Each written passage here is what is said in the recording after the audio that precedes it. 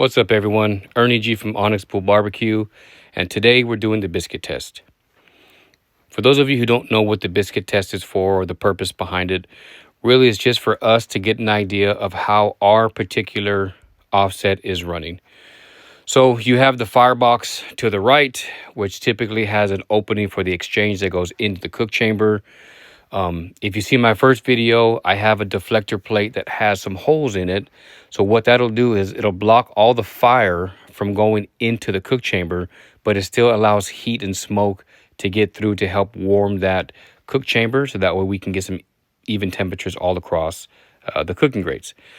So in the first video here, I also have deflectors on the fire stack side too, because a lot of times, not only do you get a hot spot at the exchange where it comes in, you also get a hot spot at the fire stack as it's getting ready to go out. So I put some deflectors in the collector as well as the deflector that goes through the exchange. So if you've seen the first video, you can get a kind of better look. I pan in there so you can see what the plate looks like, which is removable. And you can also see the deflectors on the fire stack side as well. So as I'm getting the fire started here, I got 2 chimneys of charcoal. I'm adding some post oak in there. Doesn't really matter what type of wood you use. That's just what I happen to have on hand. But I'm going to try to get this up to around 275 so I can run it for about 20-25 minutes. Should be enough time to get all the biscuits golden brown and really see if I have any hot spots, where I have any hot spots, and if there's any cold spots as well. So my son and my nephew are going to be helping me out today. They're going to get the biscuits on the smoker and we'll let it run to see what's really going on. And this is going to give me an idea if I have the options to load this thing to max, and if I want to have briskets front to back, ribs, pork butts, pork belly, whatever, so I can load it all the way down to be able to have a big cook if I'm going to do a catering gig, or if I'm going to cook for a party, or if we have people coming over just to kind of hang out at the house. It really tells me the capacity that I'm working with, and it's also just fun to do as well. So as we get these loaded in here, I'm doing 2 on the top in the corners, and I'm going to run it all the way down, and I'll do 3 on the bottom all the way down from end to end. And we'll let it run for about 20 to 25 minutes. Should give it enough time to get them golden brown and see what we're working with here today. So as they get this loaded up, it's been about 20 minutes or so, 22 minutes. And as we open it up, I'm really happy with what I'm seeing in here. The bottoms and tops are all golden brown.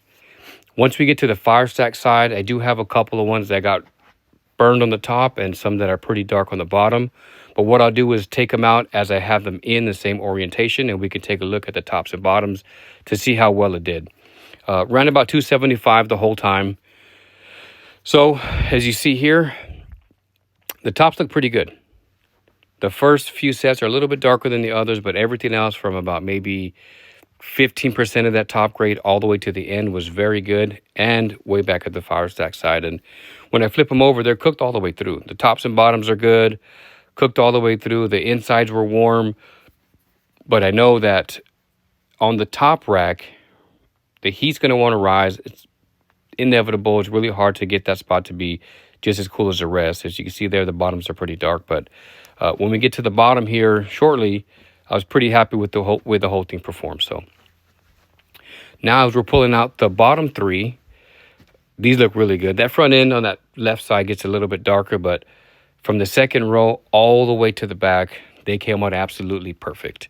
So the deflector plate in the front and the deflectors on the fire stack, on the chimney stack side, worked just how I wanted to.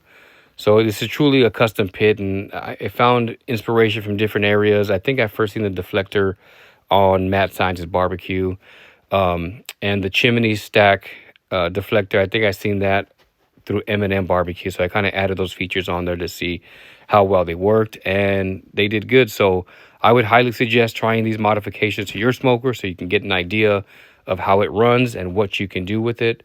Hope you enjoyed the video, and come back and see us for the next one. Thanks.